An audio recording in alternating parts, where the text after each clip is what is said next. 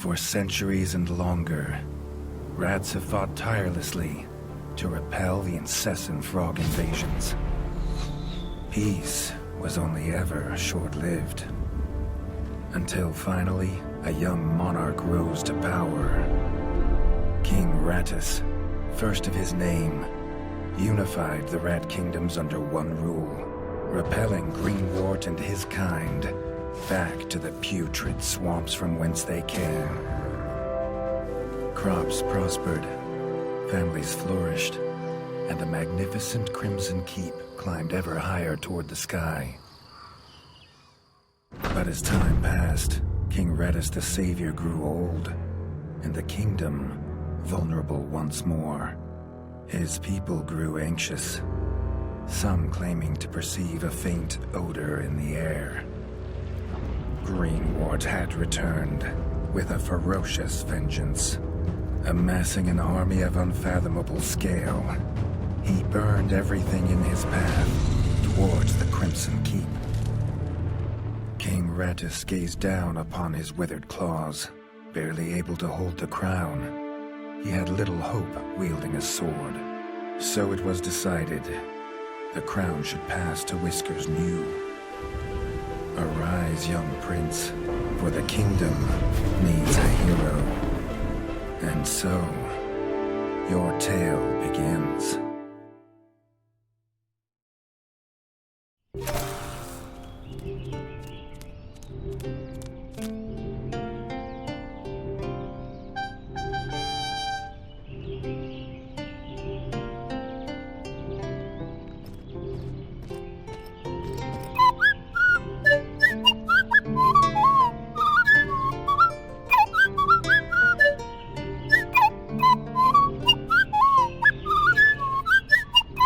When his squire woke him with this god-awful noise, the young prince was dreaming about this day, just like he had for months.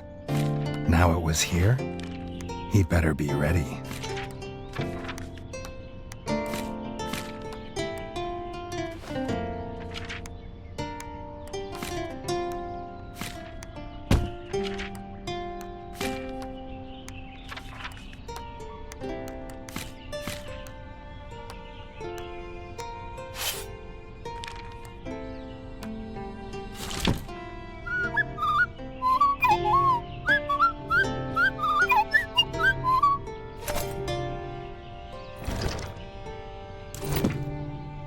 If he'd known how unlike a dream today would be, he might have stayed in his bed.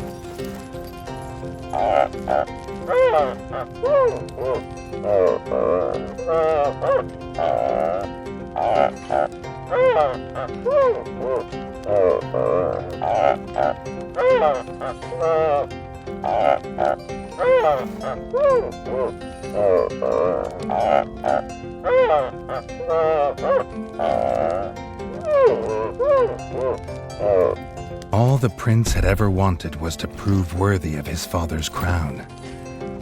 He might be the smallest brother, but if he was prepared, he thought he had some small chance.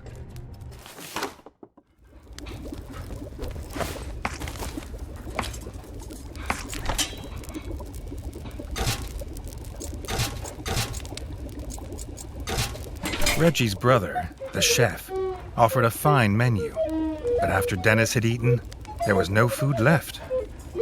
Chef would need new supplies from the cellar if Redgi wanted a decent breakfast.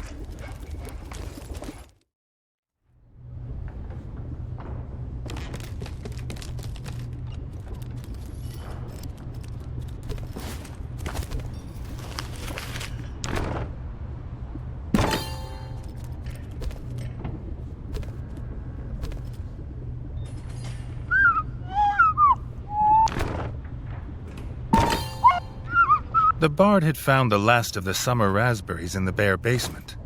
The Bard was quick to offer one, even though they weren't his.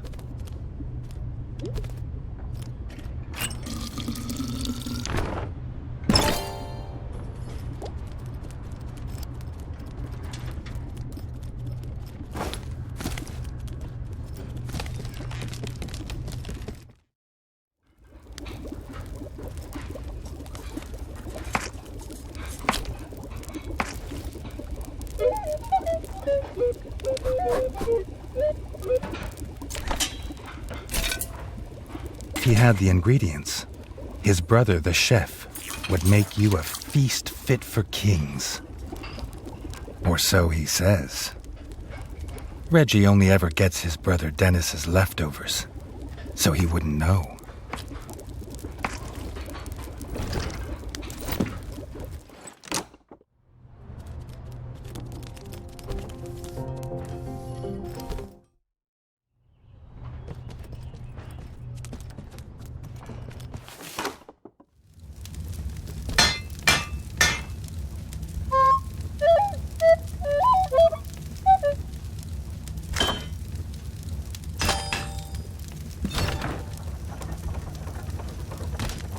His brother, the smith, could forge armor and weapons to see off any enemy.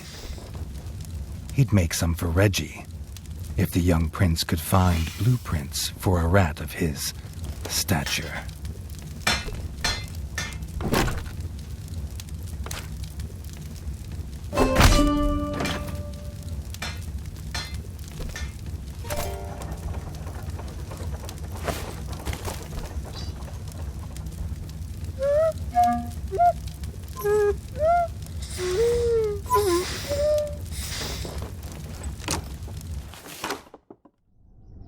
His eldest brother didn't think Redgi could hit a target, even if it was standing still.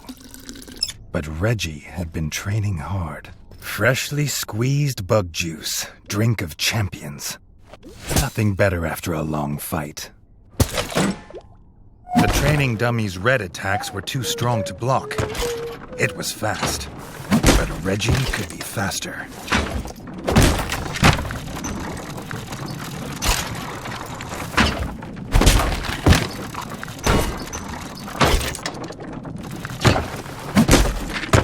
Not even Redgi could dodge the dummy's yellow attacks. His only hope was to parry with his trusty shield.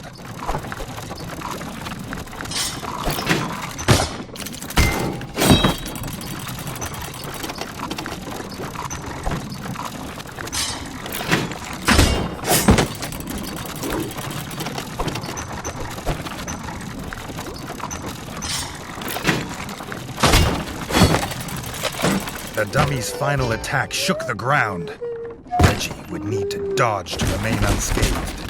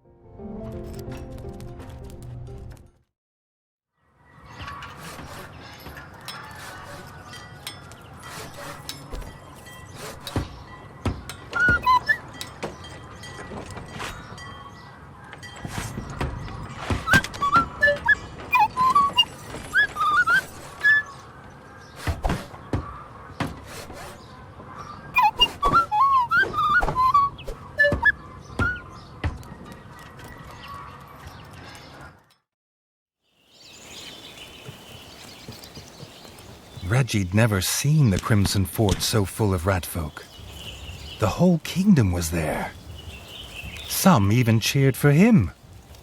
But the king had let his eldest brother lead the procession.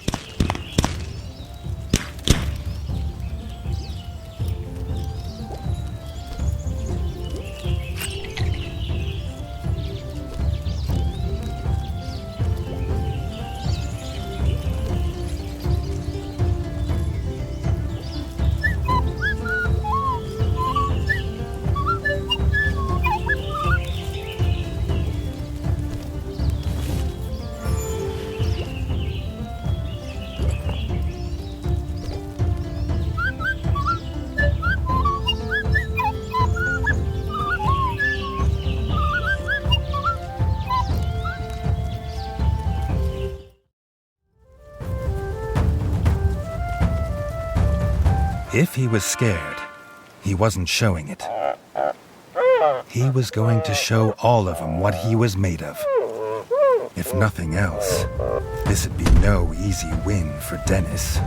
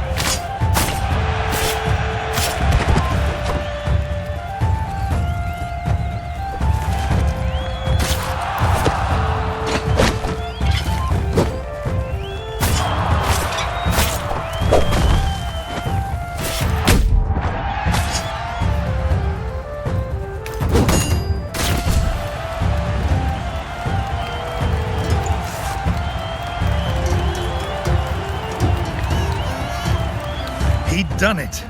He'd proved himself a worthy heir to his father's kingdom.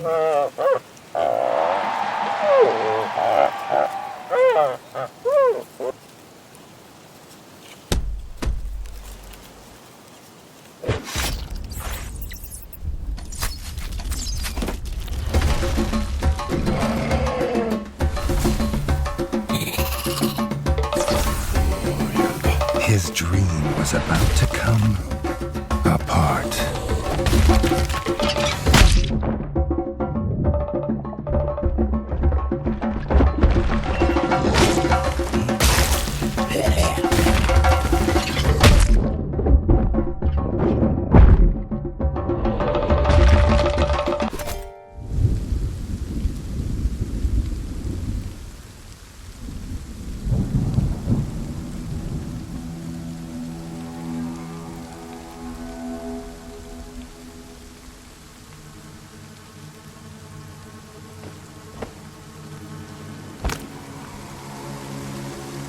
The prince woke this time from a dream of blood and frog spawn, finding he had neither a crown, nor a kingdom, nor a father.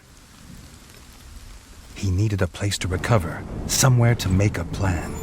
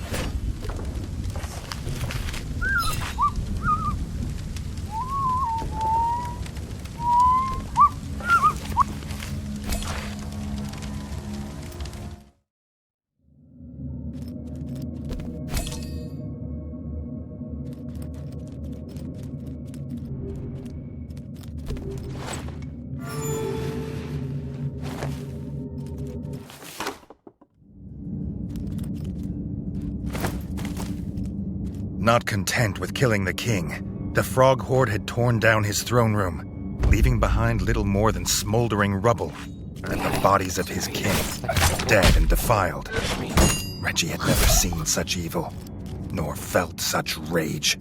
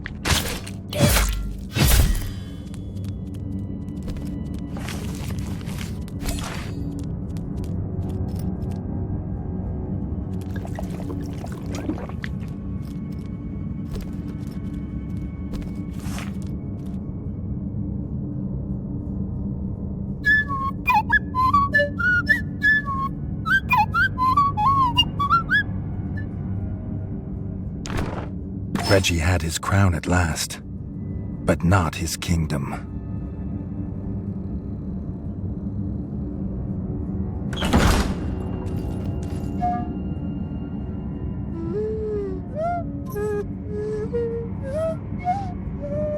Dennis had returned, but shamefaced. Drunk from drowning his sorrows in the village, he couldn't hold back the frogs there, or stop them taking their brother, the chef. Redgi had to get to Longtail Village to rescue his brother, and fast. If he could fix the travel board, it'd show the quickest way. More than one use for a hammer. And its work on the frog skull seemed to be done.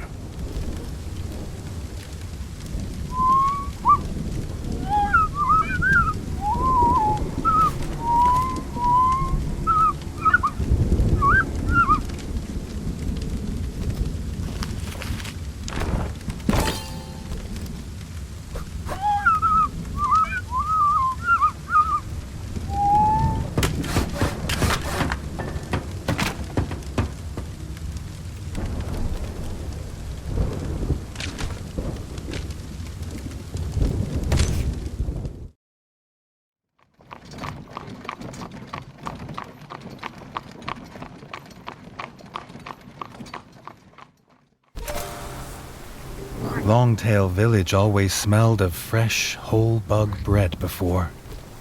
Now it reeked of burning fur and gore. Something putrid. Pond slime, and those that dwelt in it. The Frog Clan Bog Brothers.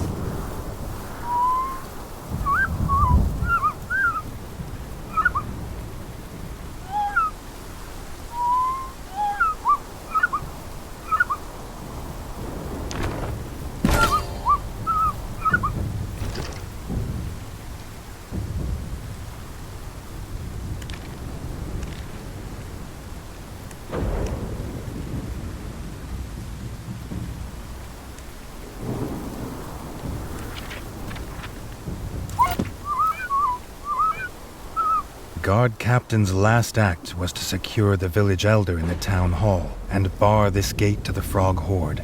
But some had got past him.